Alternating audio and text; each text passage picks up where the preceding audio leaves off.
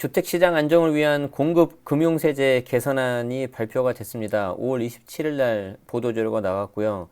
여러분들 아마 최소 한두 개 이상씩 가입하고 있는 단톡방이라든지 그런 거에 있어서 아주 많이 보셨을 겁니다.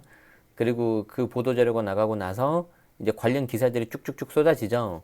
그런데 그 관련 기사들을 제가 쭉 보니까 아주 이 보도자료 양이 많기 때문에 필요한 내용만 하더라고요.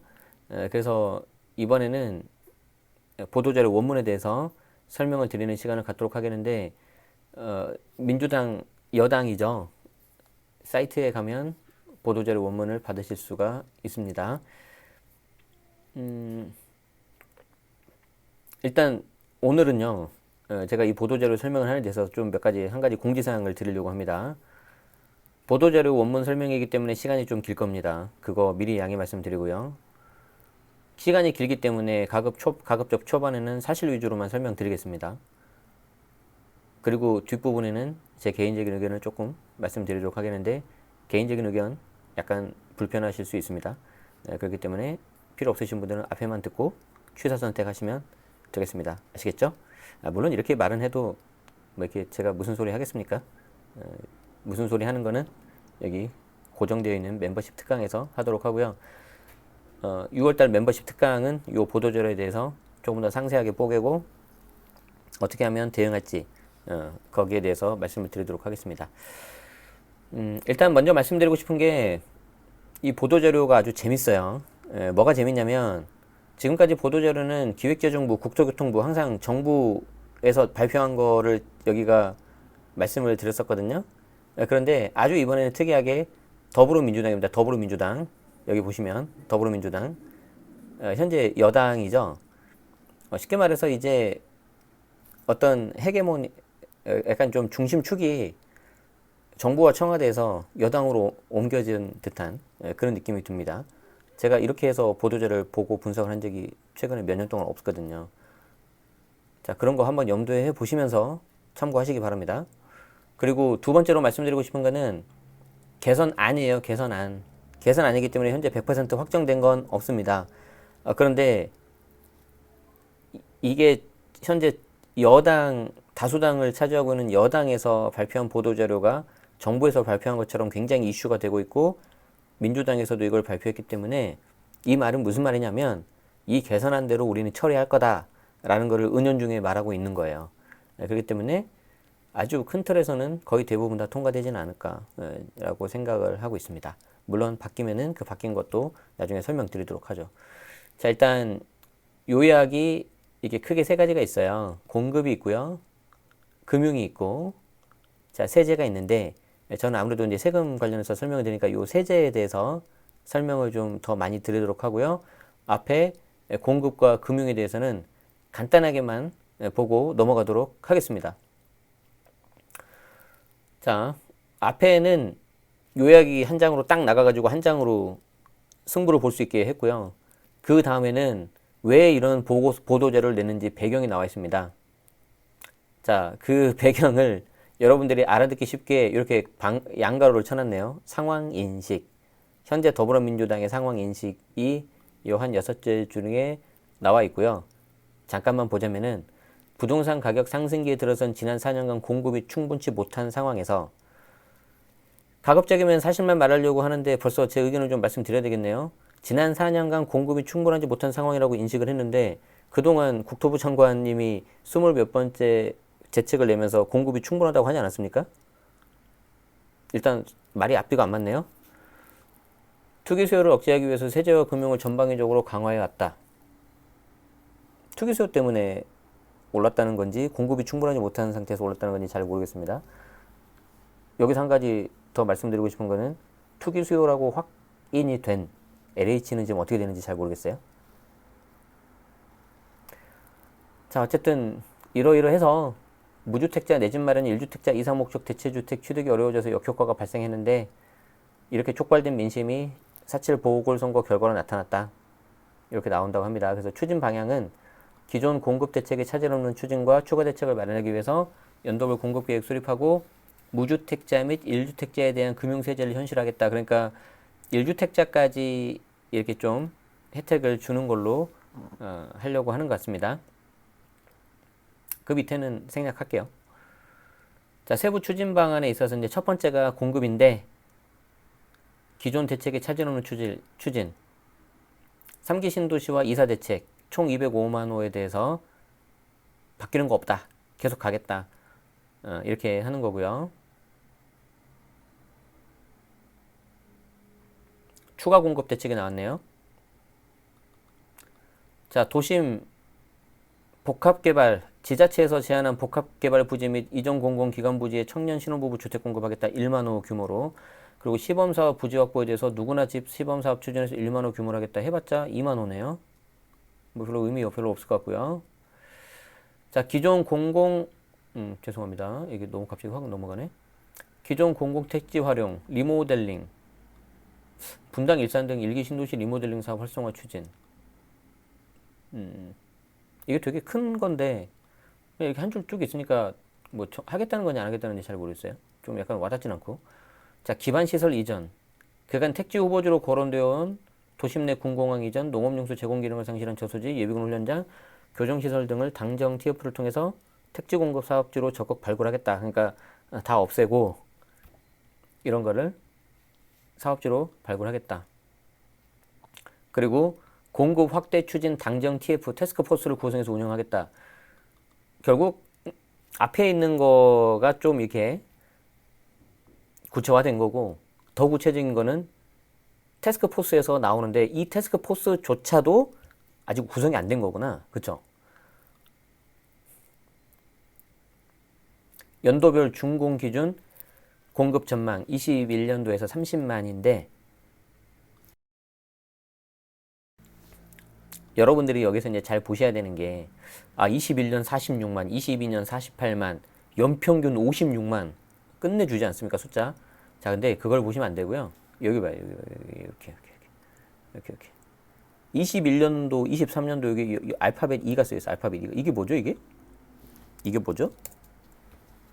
되게 코딱지만하게 쓰여있죠. 보이지도 않죠. 익스펙티드 아니겠습니까? 예상치.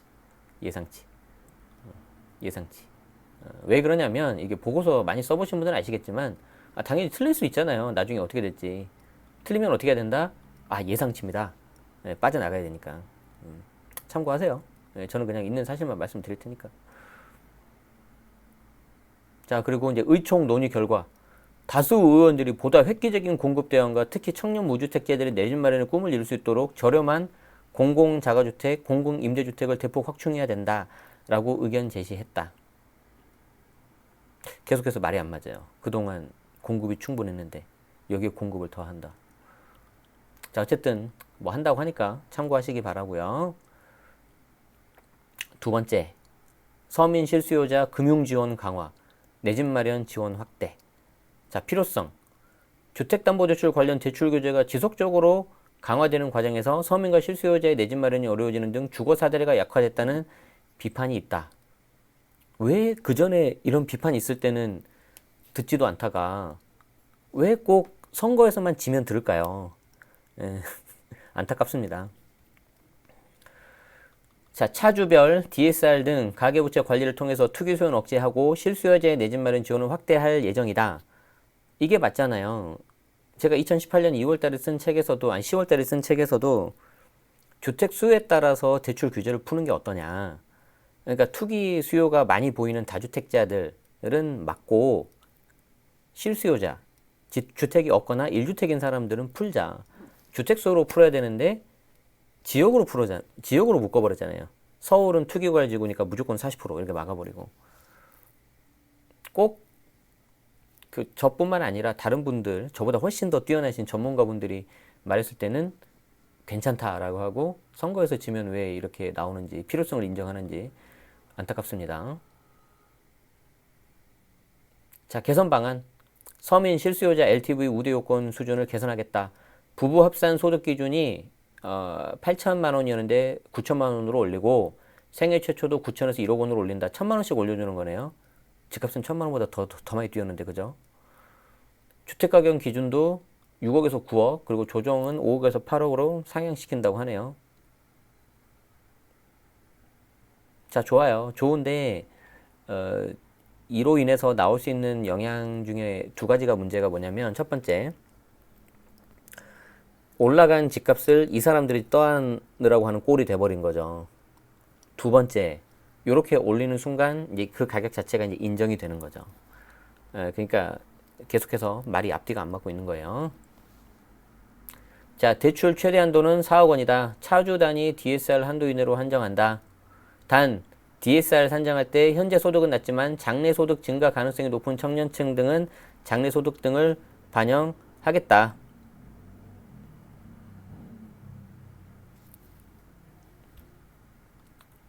그 개인적인 의견은 좀 아무래도 뒤에 말씀드리도록 하겠습니다. 지금 막 계속해서 말하고 싶은데 참겠습니다. 자, 아무튼 요거는 표 보시면 되고요. 네. 뭐 예를 들어서 4억 8천 주택 구매할 때 기존에 현재는 2억 4천인데 2억 8,800으로 4,800 더해준다. 8억짜리 살 때는 지금은 3억 2천인데 4억까지 해주겠다. 왜냐하면 이제 아무리 높아도 이제 한도가 4억이니까 그래도 8천만 원 더해주는 거 좋지, 행복하지, 이건 거죠 지금. 청년 신혼부부 등 주거 취약계층 추가 지원 방안, 주택금융공사 특례 보증을 통해서 전월세 대출을 지원해준다. 공적 전세대출 전세보증금 기준을 5억에서 7억으로 한다. 보금자리론 대출 지원 한도를 3억에서 3억 천 올리겠다. 네, 필요하신 분은 선택하시기 바랍니다. 자, 이게 이제 첫 번째 공급하고 두 번째 금융인데, 자, 공급하고 금융에 대한 내용을 좀 어느 정도 숙지하신 다음에서 이제 3번 주택임대 사업자 제도 개선 보시기 바랍니다. 일단 마음을 조금 안정시키기 위해서 물 한 잔 마시겠습니다.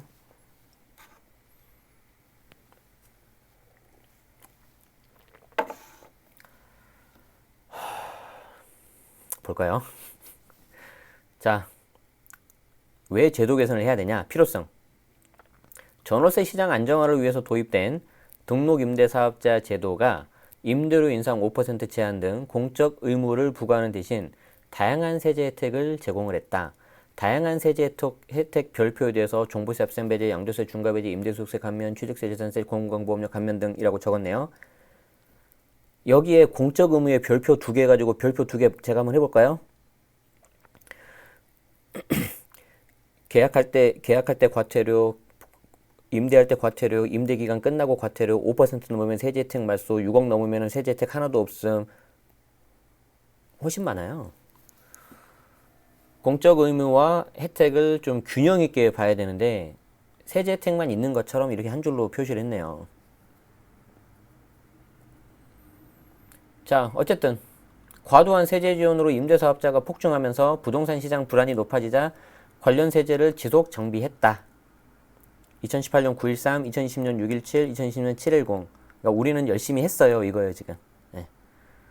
자, 그리고 지난해 7월 말 임대차 3법이 통과되는 등 전월세 시장의 안정을 꾀할 다양한 수단이 확보되면서 등록임대사업자의 과도한 세제 혜택, 그로 인한 매물잠김 현상에 대한 비판이 더욱 커진 상황이다. 무슨 말이에요? 자, 전월세 시장 안정화를 위해서 등록임대사업자를 도입을 했는데, 그리고 공적 의무를 부과하면서 혜택도 제공했는데, 항상 이 권리와 의무, 혜택과 의무는 밸런스 맞아야 되지 않겠습니까? 그런데 임대사업자가 폭증을 하면서 부동산 시장 불안이 높아지자, 이게 요 두 개가 지금 현재 논리적인 말이 안 돼요. 자, 앞에는 전월세 시장 안정화를 위해 도입했다고 했죠.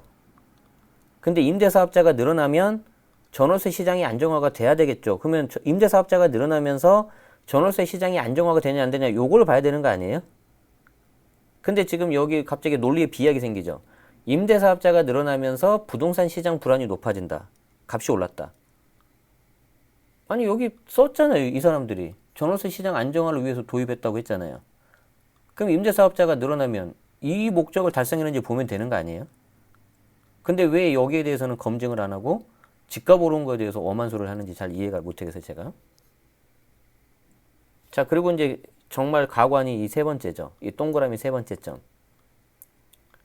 자, 그래서 이렇게 우리가 열심히 했는데 그럼에도 불구하고 집값은 계속 오르고 전월세, 요게 이제 본색이 나오는 거예요. 전월세 시장 안정을 꾀할 다양한 수단이 확보됐다. 그러기 때문에 이제 없애겠다. 완전 토사구팽이죠. 이렇게 본색을 드러내도 되나? 좀 없어 보이는데? 거대 여당인데? 제 논리가 틀렸나요? 다시 봐요. 전월세 시장 안정화를 위해 도입했다. 임대사업자가 늘었다. 그런데 갑자기 부동산 시장이 불안하다. 전월세 시장이 안정을 꾀할 다양한 수단이 확보됐다. 이제 너희들은 필요 없다.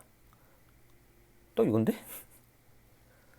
그래서 어떻게 개선을 하냐면, 개선이 아니라 이제 어떻게 내쫓을 거냐면, 건설임대는 현행 유지하겠다. 왜? 건설임대는 아무나 못하니까. 건설임대는 아무나 못하고 요건이 있어야 되고, 정말 대규모로 하실 수 있는 분들이 해야 되는 거거든요. 그럼 나중에 여기 컨트롤하기는 쉬울 거예요. 상대적으로. 문제는 이런 잔챙이, 우리 같은 잔챙이들이죠. 개인들. 자, 모든 주택 유형에 대해서 신규 등록을 폐지하겠다. 아파트뿐만 아니라 다세대, 다가구, 단독주택 다 폐지하겠다. 그리고 2020년 7월 이전에 등록한 기존 사업자의 양도소득세 중과배제 혜택을 정비하겠다. 지금은 자동 말소하면 의무임대 기간 끝나고 나면 제한 없이 해주는데, 그리고 자진 말소 같은 경우에는 말소하고 1년 내에 양도해야지 중과 배제를 해주는데,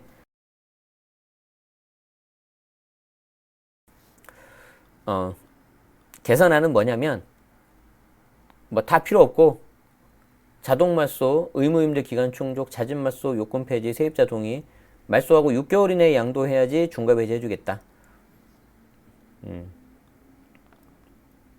자, 여러분 생각을 합시다. 이 법이라는 게 항상 권리와 의무가 있어야 되지 않습니까? 자, 그러면 권리를 뺏었죠. 그럼 의무도 뺏어야 되는 거 아니에요? 왜 세입자 동의를 얻어야 되지? 말소 후에 6개월 이내 양도하는 걸로 기간을 줄이겠다. 그럼 권리를 없앤 거잖아요. 그러면 그에 따라서 의무도 없애줘야 되는 거 아니에요? 그게 상식에 맞지 않나?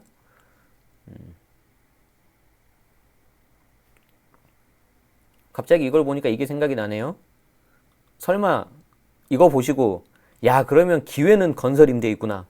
내가 자본을 더 모아서 건설임대를 해야겠다. 이런 분 안 계시죠? 이게 또 무슨 꼴 당하려고. 하지 마세요.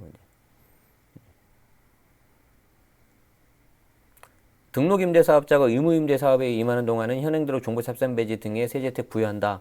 의무임대 기간이 끝나면 추가 연장 없이 정상과세 전환한다. 이거 뭐 다 알고 있는 내용이니까 넘어가고. 자, 기대 효과. 기존 지금까지 전국에 46만 8천 호가 자동 자진 말소가 되는데 실제 시장에서 매매된 사례는 미미하다. 그렇기 때문에 시장에 매몰로 나오지 않는 거 아니냐. 그래서 이거를 정비하고 자진 말소 요건을 완화하면 약 65만 호 중에서 20% 정도가 13만 호 정도가 시장에 나올 걸로 추산한다. 13만 호가 나와서 집값이 잡힌다? 모르겠어요. 설령 집값이 잡힌다 하더라도 이걸 통해서 확실한 건 뭡니까? 스스로 정책 일관성은 깨트렸죠. 맞죠? 그건 확실해요. 자, 스스로 정책 일관성을 깨트렸다.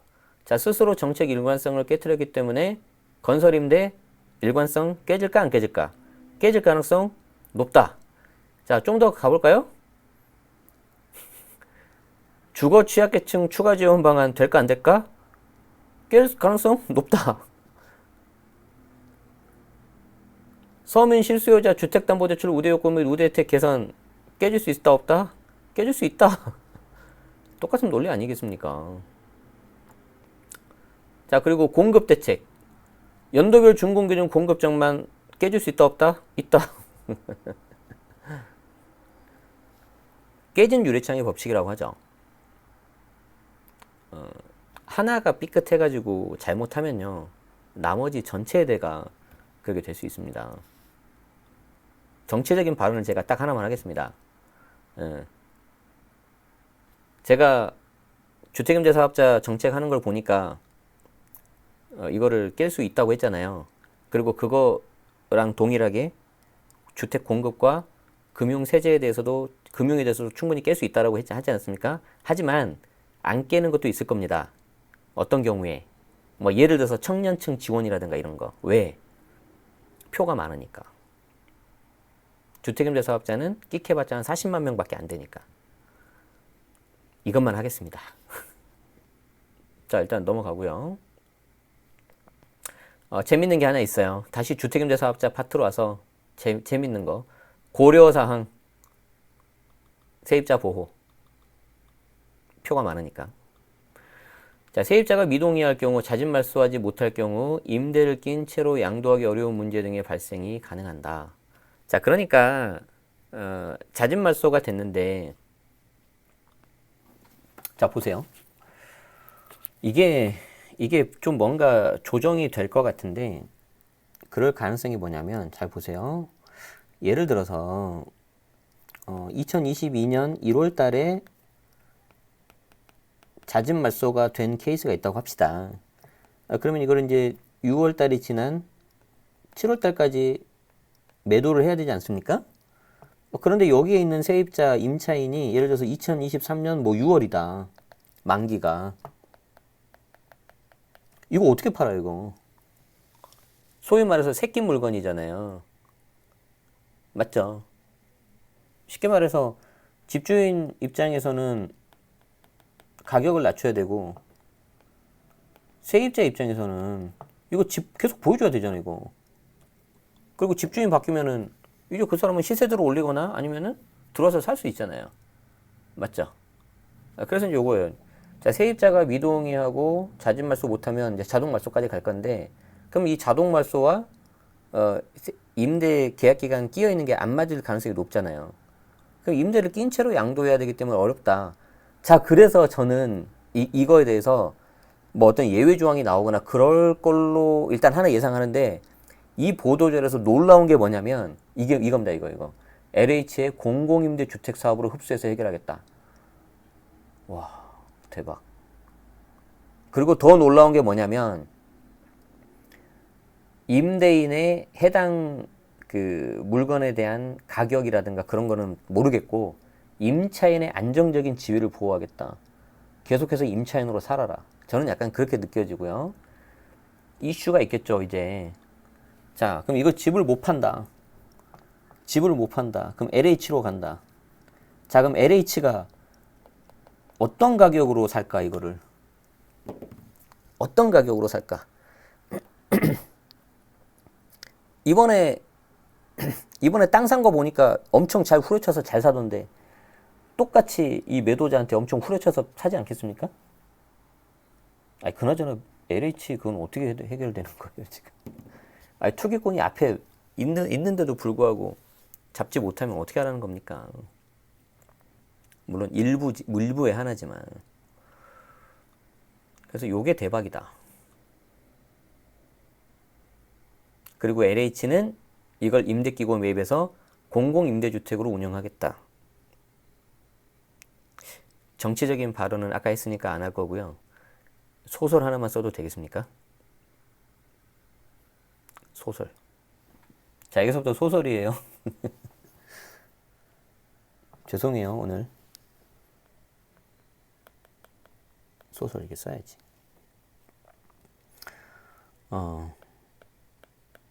자, 주임사 물건들이 이렇게 이제 새끼고 팔아야 되는데, 이 물건 중에서 인기가 있는 게 있고 인기가 없는 게 있을 거예요. 이거는 그래도 매도가 될 거예요. 새끼고 팔더라도. 맞죠? 상식적으로. 이거 매도가 잘 안 될 거다. 그럼 매도 안 되면 양도세 중과하면 세금이 꽤 나오거든요. 그럼 결국에는 LH 등으로 매각을 할 거다. 얘들은 일단 가격을 후려칠 거다. 그리고 여기 있는 임차인 계속해서 살게 할 거다. 이 LH가 예상하건대 저는 계속해서 매집을 하려고 생각한다. 이렇게 생각합니다. 비인기 위주로. 그럼 비인기 어떤 거 있습니까? 빌라, 다세대, 그리고 외곽 아파트 이런 것들. 그럼 여기 있는 살고 있는 임차인들이 요거 살까요? 안 사죠. 그럼 이 사람들은 계속 임차에 남아요. 계속 임차로. 누구의 지휘하에 이 사람의 이것만 보고 끝났네 그냥. 이상 그 작가 제네시스 박이었습니다. 방금은 소설입니다. 소설입니다. 이거 이제 그 다음에 이제 세입자 보호가 이제 고려사항 첫 번째였고요. 두 번째가 법적 측면. 자, 자동 말소의 경우 기한의 이익 단축이 신뢰보호 위배라는 문제가 있는데 정책의 변화, 공공복리 증대 등과 비교 형량할 때 위헌 여지가 없다. 저는 법률 전문가가 아니라서 잘 모르겠습니다. 그런데요, 그냥 짜증은 납니다. 아이고, 아이고 아프유님께서 이렇게 누추한 곳까지 고맙습니다. 네, 그쵸. 좀 소설이 아닌 것 같으시죠? 네, 고맙습니다. 어쨌든 뭔진 모르겠는데 위헌인지 아닌지는 저는 법률 전문가가 아니니까 잘 모르겠어요. 근데 뭔가 기분은 안 좋아요.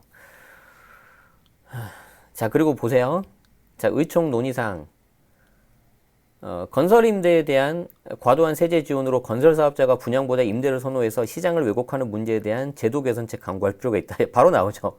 제가 한 5분 전쯤에 말씀드리지 않았습니까? 주택임대 사업자에 대해서 이렇게 그냥 이제 너 이제 필요 없어. 우리 이제 다양한 수단이 확보됐으니까 너 나가. 이렇게 하고 했기 때문에 여기서 그러면 건설임대는 틈새다. 이거 해야겠다. 이거 하시는 분 생각 있으시면 안 됩니다. 이것도 그 다음 넥스트는 여기에요. 아시겠죠? 자, 그 다음 이제 주택임대 사업자 끝났네요. 자, 4번 재산세.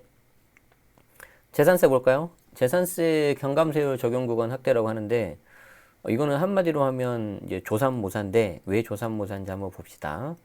자, 필요성. 공시가격이 큰 폭으로 상승하면서 1주택자 재산세율 인하 대상 확대 필요. 잠깐만요. 공시가격이 큰 폭으로 상승을 하면서 1주택자도 재산세율 인하 대상 확대 필요해졌다. 자, 여기서 여러분들이 하나 짚고 넘어가셔야 되는 게 공시가격 누가 올렸죠? 작년 2020년 11월 달에 국토부에서 공시가격 현실화 로드맵을 발표하면서 정부에서 올렸죠.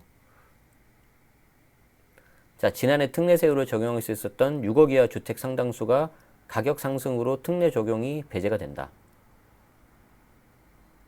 자, 그래서 계산안이 뭐냐면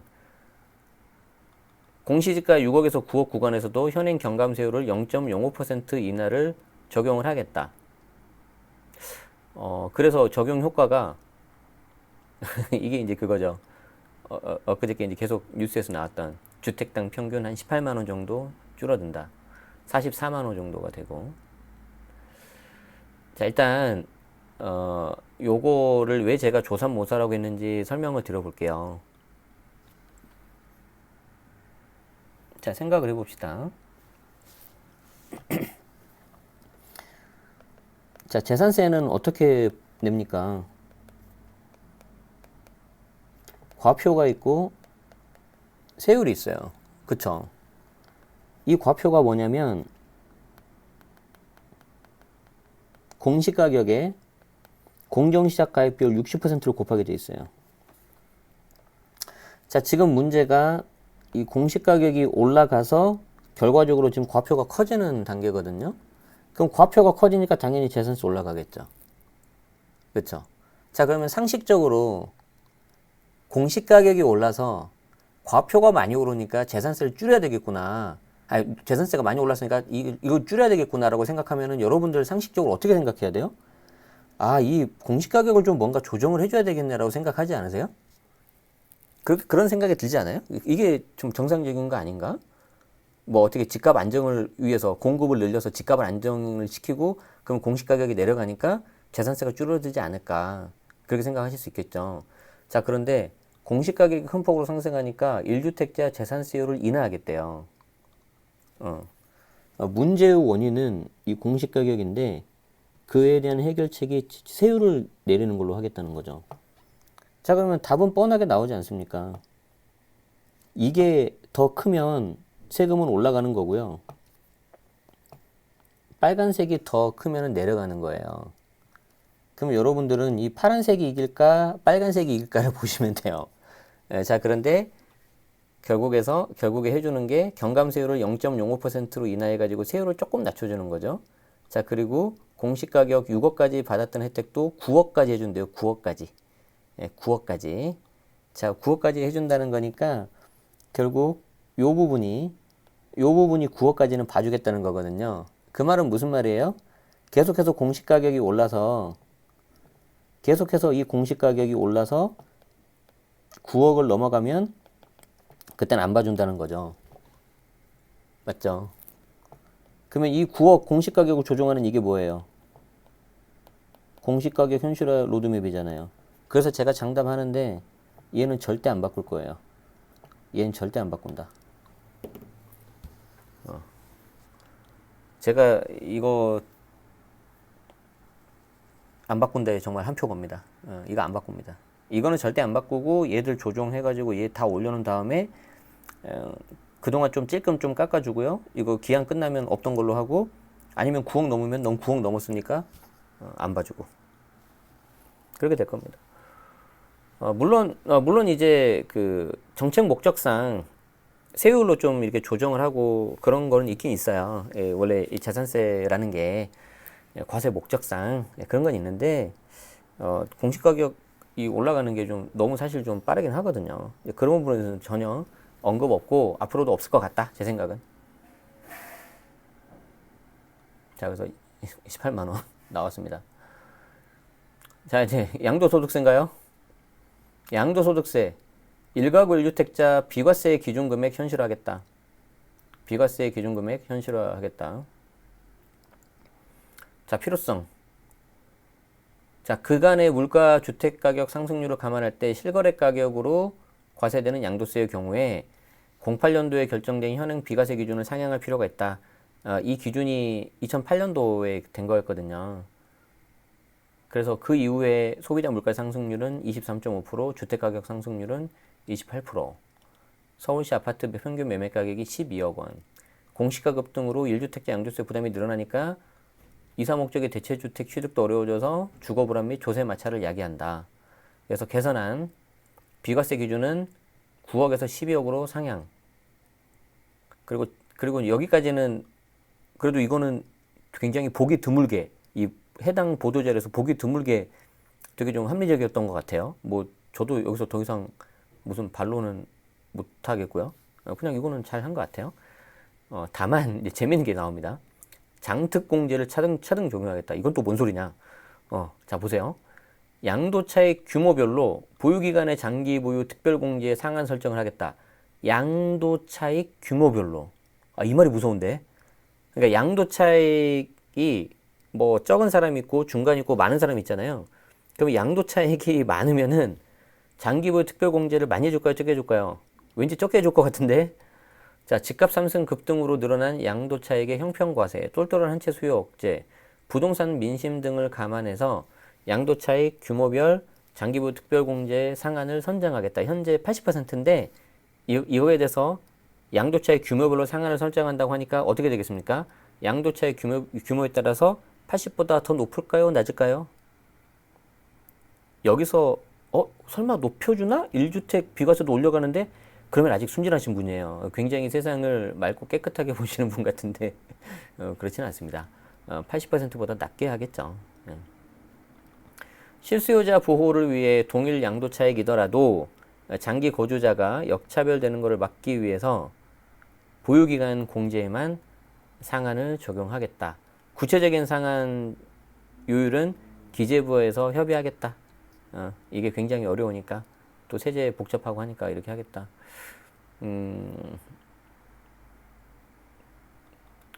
그러니까 이게 제 생각에는 이거 같아요. 자, 또 아까 정치적 발언도 있고 소설도 썼고 뭐하지 그러면? 그냥 제 예측인데 이런 거 아니겠습니까? 자, 집을 이렇게 삽니다. 이렇게 집을 사가지고요. 예를 들어서 5억에 샀다고 가정해 볼게요. 이게 이제 20억이 된다고 가정해 봅시다. 엄청 오른 거죠. 이렇게. 자, 그럼 양도 차익이 이게 15억입니다. 그런데 여기 지금 나오는 9억은 뭐냐면은요. 여기 10억, 여기 10억. 이 정도가 9억 정도 되지 않습니까? 실거래가. 요 실거래가 9억을 넘는 요 부분 있죠, 요 부분. 여기에 대해서 과세하는 거예요. 고가주택 비과세는. 가끔 가다가 이 양도 차익이 9억이 넘는 거라고 착각하시는 분들이 있는데 그렇지 않아요. 예. 이 9억, 실거래가 9억 넘는 거에 대해서 이렇게 과세하겠다. 근데 이걸 어떻게 해준다는 거예요? 이제 12억으로 올려주겠다는 거죠. 12억으로. 그럼 이렇게 가겠지. 이렇게. 그럼 요 12억에서 20억 되니까 요게 이제 8억이 되겠죠. 아까는 11억이었는데. 그래서 이제 이렇게 좀 줄어드는 효과는 나올 거예요. 자, 그런데 요 8억에 대해서 장특공을 기존까지는 80%를 해줬거든요. 그쵸? 근데 요 8억에 대해서 이 양도 차익을 아마 구분할 겁니다. 뭐 상중하 이런 식으로. 그래서 요 기간에 따라서 너는 뭐 40%, 너는 60%, 너는 마음에 안 들어 20%뭐 이런 식으로 하겠죠. 모르겠어요. 어떻게 할지. 아직 구체적으로 안 나왔으니까. 자, 그런데 여기에서 제가 한 가지 여러분한테 질문을 드리도록 하죠. 질문을 하나 드리도록 하겠습니다. 도대체 이 고가주택 비과세 9억 초과분에 대한 장특공을 왜 해주는 걸까요? 고가주택에 대한 그 9억 초과 일단 장특공은 왜 해주는 거냐면 여러분 보통 집이라는 거는 일반적으로 봤을 때는 오랫동안 가지고 있다가 팔지 않습니까? 그렇죠. 물가 상승분, 인플레이션. 예. 그러니까 내가 똑같이 집을 가지고 있어서 이게 어떤 투기 수요에 의해서 오른 게 아니고 인플레이션에 의해서 예를 들어서 5억짜리가 6억 정도 됐다고 쳐봐요. 그러면 내가 이거를 팔고 이제 세금을 내고 가야 되는데 비과세가 아니라고 한다면 그 경우에 내가 세금으로 인해서 원래 내가 갖고 있던 원래 그 자산 그게 깎여가지고 내가 6억짜리 집으로 못 가면 안 되는 거잖아요. 그쵸? 이 장특공은 사실 그 목적이 크거든요. 그리고 고가주택 비과세인 경우에 80%까지 해주는 경우는 여기 보세요. 내가 5억짜리 집 한 채를 가지고 있었는데 평생 여기에 그냥 이 집에서 살고 계신 분 계세요. 예를 들어서 압구정이라든가 목동 같은 데서 그냥 이 집 한 채 갖고 계신 거예요. 근데 얘가 갑자기 너무 올라가지고 20억이 된 거죠. 아이고야, 야, 나 그런데 이제 나도 여기 정신없고 이거 팔고 저 이제 시골로 내려갈래. 자, 그걸 팔고 당연히 나는 요 20억에 대해서 좀 온전히 요 자산을 보존받아서 이걸 가지고 이제 좀 남은 노후도 지내야 되고 조그만 땅도 사야 되고 집도 사야 되고 그러려고 하지 않습니까? 자, 근데 얘가 설령 비과세를 하더라도 요 9억 초과분 여기 11억에 대해서 요 11억에 대해서 과세를 해버리면은 오히려 돈이 깎이잖아요. 그럼 이분은 계속 여기에 살아야 되는 수밖에 없는 거예요. 그러면 어떤 경제에 있어서는 가장 중요한 게 경제가 돌아가려면 거래가 있어야 되고 교환이 있어야 되는데 거래 자체가 안 되잖아요.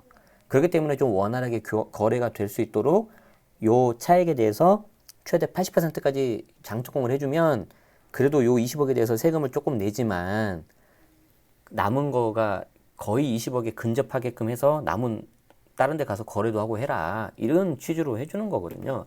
근데 이건 제가 한 말이 아니고 제가 아주 존경하는 교수님께서 하신 말씀입니다. 예, 지금 제가 대학원을 공부하고 열심히 하고 있다고 했잖아요. 예, 그래서 니 혼자 헛소리 하지 마라 그런 말씀 하지 마시고요. 자, 어쨌든 그런 취지라고 제가 알고 있는데 왜 제가 이 말씀을 드리려고 하냐면 현재 이 장특공이 그런 취지는 싹 사라지고 완전히 지금 이게 정책 수단으로 가고 있잖아요. 물론 이제 정책 수단으로 활용할 수는 있는데 그게 좀 너무 과하다는 거예요. 이게 9억 초과 장특공에 대해서 거주 요건을 2020년부터 붙여가지고 사실 피해 보신 분 되게 많으셨고요. 21년도에는 거주를 하지만 10년까지 맥스 해야지 80%를 받을 수 있고 근데 여기에 양도 차익 금액에 대해서도 또 이게 차등을 하겠다. 그거는 너무 이 당초 취지하고 벗어난 그 툴로 활용하는 것 같은데 믿을 거는 기재부밖에 없네요. 기재부에서 좀 이거는 당초 입법 취지 같은 걸 고려하면 이건 아닌 것 같다라고 하시면 좋겠는데 모르겠어요. 가봐야죠. 뭐 저희 같은 일반인이 뭐 힘이 있습니까?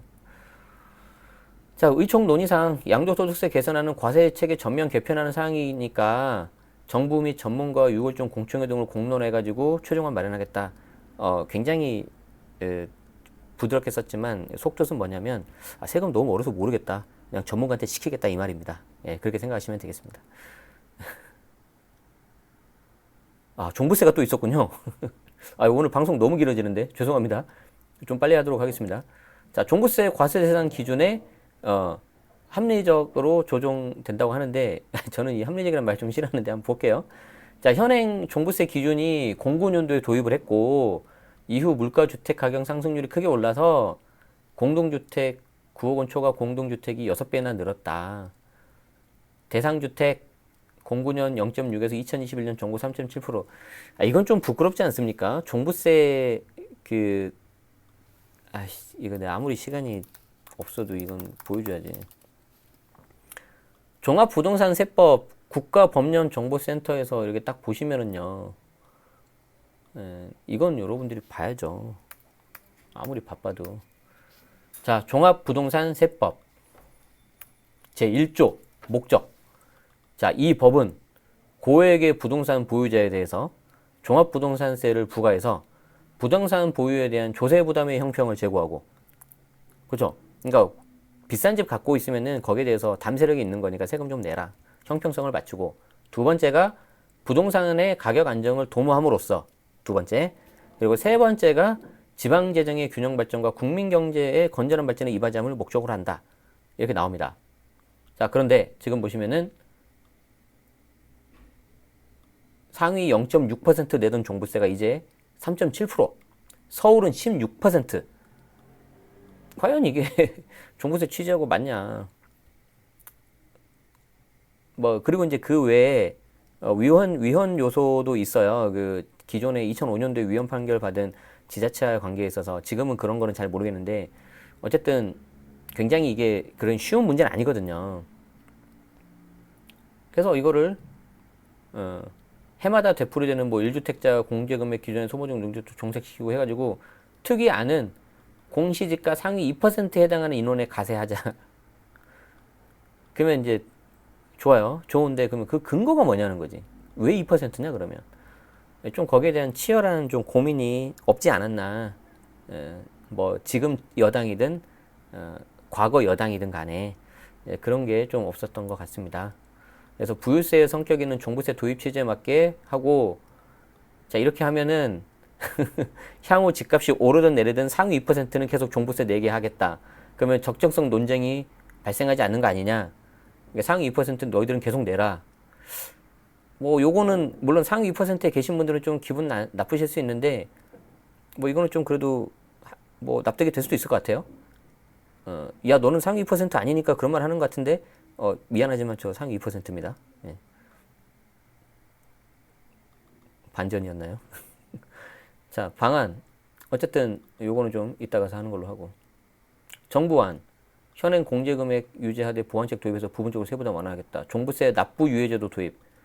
자, 1가구 1주택자 실거주고 60세 이상 전년도 소득 30만 원 이하인 경우에는 납세 담보를 제공하면 양도상속, 증여상속 등 자산의 소유권 변동 시점까지 납부하되 매년 세법상 이자 상당액을 부과시키겠다. 주택분 공정시작가격 비율 90%로 동결하겠다. 공정시작가격 비율 내년 100%인데 이건 90%로 하겠다. 조금 내려주긴 해요. 그리고 10년 이상 장기 거주 공제에 플러스 10% 신설하겠다. 결국 1주택자이면서 오래 갖고 계신 분들한테는 좀 혜택이 갈 것 같고요. 요 납부 유예 제도 도입한 건 좋은 것 같습니다. 실거주 하셔야 됩니다. 그리고 이제 60세 이상이시고 전년도 소득이 좀 높진 않아요. 그래서 그런 분들은 이런 것도 있으니까 추가 내용이 나오면은 제가 또 말씀드리도록 하겠습니다. 그리고 이제 종부세 증가분은 서민주거 복지 용도에 사용하겠다. with LH겠죠. 아까 LH 매입하는 거 소설 기억나십니까? 의총 논의상 특위안은 현행 과세 제도를 전면 개편하는 거고 정부와의 이견 조정도 필요하기 때문에 공청회 등을 거쳐서 의견 협의를 마친 뒤 최종안 마련하겠다. 자, 여기까지입니다. 12페이지. 시간 너무 많이 갔네요. 자, 그러면은 여기까지가 제가 좀 그나마 설명드렸던 내용이고요. 중간중간에 제가 좀 소설도 쓰고 그렇게 한 건 좀 양해 말씀드립니다. 혹시 불편하셨던 분들은 양해 말씀드립니다. 자, 가급적이면 그런 거 안 하는데. 자, 마지막 총평하겠습니다. 원래는 조금 더 이것저것 많이 말씀드리려고 했었는데 시간도 너무 많이 갔고 중간에 제가 몇 개 했기 때문에 간단히만 말씀드리도록 하죠. 일단은 제가 많은 보도자료를 원문 분석을 했지만 정부 여당에 대한 보도자료를 분석한 거는 이번이 처음이다. 이거는 이제 대선이 얼마 안 남았다는 거고 정부 측한테는 좀 미안하지만 파워게임에서 좀 밀리는 거 아니냐 그런 약간 느낌도 드네요. 그런 걸 고려해 보면은 현재 여당이 아주 압도적인 다수석을 유지하고 있기 때문에 여기 나와 있는 것들이 통과될 가능성은 높습니다. 예, 가능성은 높다. 자, 그게 하나가 있고요. 두 번째는 제가 쭉 보면서 특히 여기 양도세 그리고 종부세 이런 거 보니까 그리고 전반적인 공급 관련된 대책이라든가 이런 걸 보니까 지금 정부에서도 집값이 움직이는 게 심상치 않다. 좀 다급하구나. 이런 걸 좀 다급하다라는 게 느껴져요. 그런데 정말 안타깝지만 지금 이 방법으로는 집값이 안정되지는 않을 것 같고요. 근본적인 해결책, 정부도 이제 인정을 하고 있잖아요. 공급이 없었다. 여기에 대해서 이제 인정을 하고 대안을 마련하려고 하는데 이게 단기간에는 쉽지 안 될 것 같아요. 그리고 주택임대사업자 제도에 하나만 보시더라도 여러분들이 얼마나 지금 이 정책이 일관성이 없고 중간에 바뀌고 신뢰성이 떨어져 있는지를 충분히 아실 겁니다. 그게 정부 관계자분들은 좀 아셔야 되는 게 뭐냐면 이 임대사업자 제도 개선이라고 했지만 정말 이거를 너무 이렇게 손바닥 뒤집듯이 뒤집어가지고 요게 재산세, 양도세, 종부세에도 영향을 미치고요.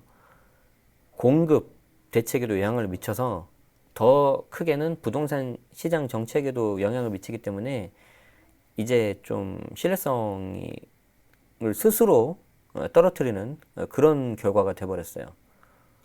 소위 말해서 우리가 6살, 7살 때 보는 그 양치기 소년 이소부화 있지 않습니까? 그것처럼 돼버린 거죠. 근데 안타깝죠. 본인들 스스로 한 거기 때문에. 그래서 결론은 뭐냐면 늘 말씀드리지만 여러분들 포지션이 다 다를 거예요. 나는 무주택자예요. 나는 1주택자예요. 나는 1주택자인데 갈아탈 거예요. 나는 2주택자인데 일시주택 지금 비과세 받으려고 해요. 나는 3주택자예요. 나는 그 이상 다주택자예요. 나는 주택임대사업자를 등록을 했어요. 나는 이제 주택임대사업자 막 등록할까 말까 했었어요. 다 다르단 말이에요. 그래서 그 포지션에 따라서 해야 되는 게 다 다르다. 결국에는 또 똑같은 말인데 각자 도생이다. 물론 굉장히 불쾌하신 분도 계실 테고 지지하시는 분도 계실 테고 이 정책을 나하고는 별로 상관없는데 나는 다행이네라고 하신 분도 계실 테고 나는 정말 이거 어떻게 해야 되지? 막 잠 안 오신 분도 계실 테고 그럴 건데 어쩔 수 없습니다. 굉장히 좀 급하신 분들은 빨리 하셔야 되고요. 거기에 대한 내용들은 우리 시간도 많이 됐고 저도 좀 준비할 시간이 필요하니까 6월달 멤버십 특강에서 좀 말씀 드려보도록 하죠. 특히 아마 주택임대사업자이신 분들한테 좀 드릴 말씀이 좀 있을 것 같은데 주택임대사업자이신 분들은 정말 좀 액션을 좀 빨리 취하셔야 될 것 같습니다. 예를 들어서 몇 가지만 말씀드려볼게요. 지금 아직 이거 확정 안 됐잖아요. 맞죠? 그러면 자 볼까요? 예를 들어서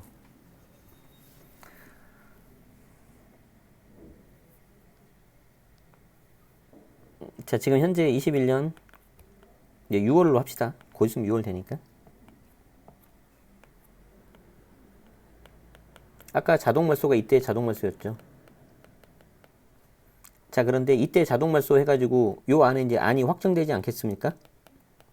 그럼 이때 자동 말소에서 6월이면은 7월 달까지 팔아야 돼요. 맞죠?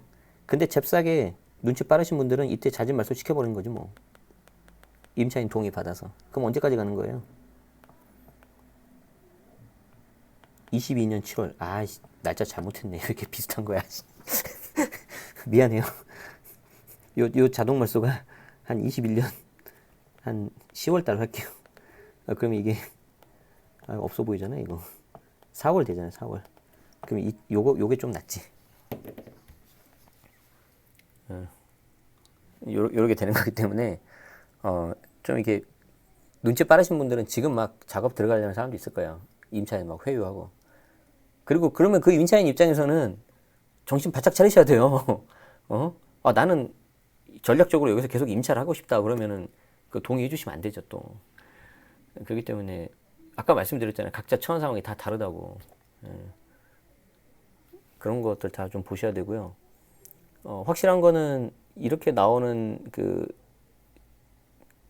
물건들이 이제 공공기관으로 다 흡수가 되면, 야, 그 공공기관에 흡수된 그 서비스가 굉장히 낮을 텐데, 그냥 못 믿으시겠으면 요 앞에 서점 가셔서 대학생들 보는 경제학 원론 책만 찾아보세요. 거기에 다 나와요. 공공임대를 공급을 하면은 주거 서비스는 낮아진다. 임대료 상한을 이게 했을 때 서비스는 낮아진다. 그거는 누구나 다 할 수 있는 그런 거거든요. 그러면은 점차 임차인들 입장에서는 내 집 마련하는 게 더 힘들어지고 갈 수 있는 거라고는 결국 공공임대나 그냥 일반 이게 임대도 완전히 그 분류가 돼가지고 그냥 좀 소득이 별로 없는 사람은 공공임대 그리고 대출 지원 같은 거 받아서 가셔야 될 거고, 그래도 나는 좀 럭셔리한 데 살고 싶어. 그런 데는 이제 전부 다 고가 월세 위주로 가가지고 그런 식으로 가겠죠. 그리고 그런 걸 가지고 버틸 수 있는 다주택자들은 아주 소수가 되겠죠. 양극화를 넘어서 이제 초양극화로 가지 않을까. 좀 안타깝네요. 예. 더 많은 이야기들은 이때 좀 해보도록 하고요. 아이고, 올리비아님 고맙습니다. 예, 그리고 민붕이님 절친되신 거 환영하고요. 아까 아포유님도 이 자리 빌어서 감사 말씀 드리겠습니다. 네, 여기까지 하겠습니다. 아무튼 긴 시간 들어주셔서 감사하고 과연 이게 개선 안에서 그칠지 아니면 또 뭔가 확정이 돼서 나올지 그런 거 잘 보시기 바라겠습니다. 나오면은 저도 말씀드리도록 하겠습니다. 여기서 여러분들이 한 가지만 당부드리고 싶은 거는 임대인 입장에서는 임차인이 좀 얄밉게 보일 수 있어요. 임차인 입장에서는 임대인이 밉게 보일 수 있어요. 근데 그걸 보지 마시고요. 왜 지금의 이 판을 만든 사람이 누군지, 예? 지금 이 상황을 만든 게 누군지를 보세요. 눈앞에 바로 보이는 임대인, 임차인 보지 마시고요. 그걸 마지막으로 말씀드리고 싶습니다. 아시겠죠? 예. 그래서 각자 고생하시고, 그럼에도 불구하고, 우리는 어떻게든 방법 찾으셔야 되고요. 행복합시다. 예. 뭐 사실 저도 어제 이거 받고 되게 스트레스 많이 받고, 저도 임대사업자니까 어떻게 해야 되지 했는데 그냥 오히려 이참에 좋은 기회로 삼아서 잘 이거 하고 극복하고 이제 그거 가지고 좀 더 한 단계 더 점프업 해야겠다. 정말 이제 사업 관점에서 그렇게 해서 더 좋은 더 약간 더 높은 목표를 이루어야겠다. 저는 그냥 그렇게 생각하기로 했어요. 네. 그렇게 합시다. 여러분들도 그렇게 하시면 좋겠습니다. 아시겠죠? 채널 제네시스 박과 함께 해주세요. 아무튼 시간 많이 됐네요. 함께 해주셔서 감사하고요. 식사 맛있게 하세요. 예, 저 때문에 식사도 못 하셨을 것 같은데 여기서 마치겠습니다. 고맙습니다.